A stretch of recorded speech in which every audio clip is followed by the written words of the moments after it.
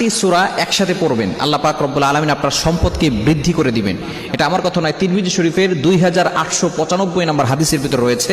আনাস ইবনে মালিক রাদিয়াল্লাহু তাআলা আনহু থেকে বর্ণিত, নবীজি সাল্লাল্লাহু আলাইহি ওয়াসাল্লামের কাছে একবার এক ব্যক্তি এসেছে। নবী সাল্লাল্লাহু আলাইহি ওয়াসাল্লাম বলেছেন, তুমি কি বিয়ে করেছো? হাল তাজাওয়াজতা ফুলান? নবী সাল্লাল্লাহু আলাইহি ওয়াসাল্লাম জিজ্ঞেস করেছেন, অমুক কি তুমি কি বিয়ে করেছো? তখন সে বলতেছে, ইয়া রাসূলুল্লাহ, আমি বিয়ে করি নাই, আমার কাছে সম্পদ নাই। তখন নবীজি সাল্লাল্লাহু আলাইহি ওয়াসাল্লাম এই 4টি সূরার কথা বলেছেন। তুমি কি এই সূরাগুলো জানো না? তুমি এই সূরাগুলোর আমল করো। বিশেষ করে সূরা ইখলাস, 1 নম্বরে সূরা ইখলাস। ইখলাস হচ্ছে একেবারে ছোট্ট একটি সূরা, তবে এই সূরার ভিতর অনেক ফজিলত রয়েছে। সূরা ইখলাস আমরা সকলেই জানি, কুল হুয়াল্লাহু আহাদ আল্লাহুস সামাদ লাম ইয়ালিদ ওয়া লাম ইউলাদ ওয়া লাম ইয়াকুল লাহু কুফুয়ান আহাদ। এই সূরার ভিতরে আল্লাহ তাআলার পরিচয় রয়েছে, আল্লাহ পাক রব্বুল আলামিনের একত্ববাদের ঘোষণা রয়েছে। নবীজি সাল্লাল্লাহু আলাইহি ওয়াসাল্লাম যখন মক্কার ভিতরে দাওয়াত দেওয়া শুরু করলো, তখন কাফেররা বলা শুরু করলো, আমাদের দেবদেবতা তো অনেক, কোটি কোটি দেবতা আছে আমাদের, তোমার প্রভু কয়জন, আল্লাহ কয়জন? তখন নবীজি সাল্লাল্লাহু আলাইহি সাল্লামের উপরে আল্লাহ পাক রব্বুল আলামিন এই সূরা নাযিল করে দিয়েছেন, কুল হুয়াল্লাহু আহাদ। নবী হে আপনি বলে দেন, আল্লাহ এক, আল্লাহ অদ্বিতীয়। কুল হুয়াল্লাহু আহাদ আল্লাহুস সামাদ লাম ইয়ালিদ ওয়া লাম ইউলাদ ওয়া লাম ইয়াকুল লাহু কুফুয়ান আহাদ। এটা নবী সাল্লাল্লাহু আলাইহি ওয়াসাল্লাম জানিয়ে দিয়েছেন।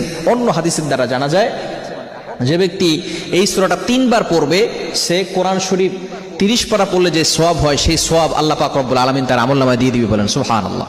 শুধু তাই নয়, নবীজি সাল্লাল্লাহু আলাইহি সাল্লাম আরো জানিয়ে দিয়েছেন, যে ব্যক্তি 10 বার সূরা ইখলাস তেলাওয়াত করবে, আল্লাহ পাক রব্বুল আলামিন তার জন্য জান্নাতের ভিতরে একটা প্রাসাদ নির্মাণ করে দিবে, বলেন সুবহানাল্লাহ। এজন্য 1 নাম্বার সূরা হচ্ছে সূরা ইখলাস, আপনি বেশি বেশি পড়বেন।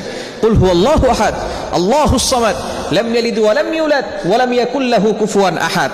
বিশেষ করে এখন থেকে আপনি প্ল্যান করবেন, পরিকল্পনা করবেন, আমি সূরা ইখলাস প্রতিদিন বিশেষ করে 100 বার করে তেলাওয়াত করার চেষ্টা করব। পারবো না ইনশাআল্লাহ? এটা হচ্ছে কোরআনের 3 ভাগের 1 ভাগ, অর্থাৎ একবার সূরা ইখলাস পড়লে 10 পারা কোরআন পড়লে যে সওয়াব হয়, সেই সওয়াব আল্লাহ পাক রব্বুল আলামিন তার আমলনামায় দিয়ে দেন। এজন্য 1 নাম্বার হচ্ছে সূরা ইখলাস।